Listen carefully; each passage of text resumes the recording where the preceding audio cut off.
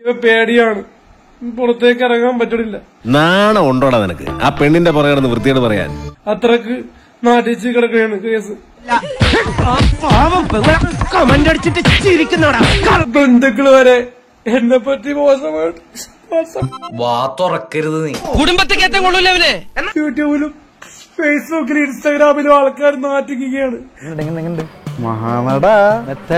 കാണാൻ പോണേള്ളു. ഒരു പെൺവിഷയത്തിന് എനിക്കൊരു ആഗ്രഹമുണ്ടായിരുന്നു, അത് പീഡിപ്പിക്കാനല്ല. എന്നെ കയറി പിടിച്ചപ്പോ ഞാനും പിടിച്ചു. പച്ചവെള്ളം ചവച്ചു കുടിക്കണ പഞ്ചപാവം അങ്ങോട്ട് ഇറങ്ങിയില്ലടേ. ആദ്യമായിട്ടാണല്ലേ? ഏതാപത്തിലും സുരേഷ് ഏട്ടൻ കൂടെ ഉണ്ടാവും.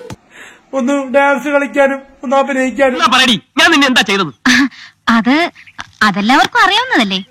ആഗ്രഹത്തിന് വേണ്ടി ഞാൻ പലതും സാക്രിഫൈസ് ചെയ്ത് പലതും തരണം ചെയ്ത് ഞാൻ ജീവിച്ചു. അയ്യോ, എന്നിട്ട് എന്ത് പറ്റി? ആ ഷോർട്ട് ഫിലിം പൂർത്തിയായി. അത് ഇറങ്ങിയ ശേഷം എനിക്കെതിരെ മൂവ്മെന്റ് നടത്തും. സത്യം എല്ലാവരും അറിയണം. അതിനുള്ള ശിക്ഷ നിങ്ങൾക്ക് കിട്ടണം. നിർത്തിപ്പോടാ. എടാ നിന്റെ കരച്ചിലൂടെ ആർക്കും കാണണ്ട. വേറെ നായിനെ കൊണ്ടുവന്നാ നിനക്കെതിരെ പീഡന കേസ് കൊടുക്കുമെന്നാണ് പറഞ്ഞതാ. ഈ പെണ്ണുമ്പിളക്കൊക്കെ വീട്ടിലിരുന്നാ പോരെ? അതുപോലെ തന്നെ കേസ് കൊടുക്കാൻ വേണ്ടി പോകുന്നുണ്ട്. എന്താവെന്നറിയാൻ നമ്മളെ വാർത്ത വരെ വന്ന് കർമാനോസിനി. അതൊക്കെ പത്രത്തിൽ വായിക്കാറുണ്ട്.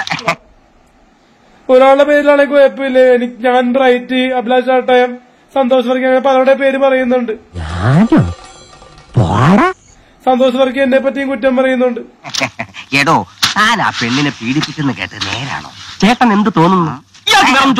പുള്ളിനെ പറ്റി ഇന്നലെ ന്യൂസ് ഇടുന്നപ്പോ എന്നെ പറ്റി പീഡിപ്പിച്ചെന്ന് പറഞ്ഞ വാർത്ത പുള്ളി പറയണം. നാളെയില്ല ആർക്കെണ്ണം എനിക്ക് കണ്ടതേ പറഞ്ഞുള്ളൂ. തന്നോട് മാത്രമല്ല ഈ നാട്ടിലുള്ള എല്ലാവരോടും ഞാൻ പറയുകയും ചെയ്യും. എന്നോ പറഞ്ഞത് ഓറൽ സെക്സ് ചെയ്തിട്ടുണ്ട്, വേറെ സെക്ഷൻ ചെയ്തിട്ടില്ല പേരാണ് പറഞ്ഞത്.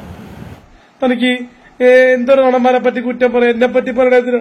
ഇനി ഒരു മൈക്കും ഒരു സൈക്കിളും എടുത്തോണ്ട് ഞാൻ ഇറങ്ങാൻ പോവാ.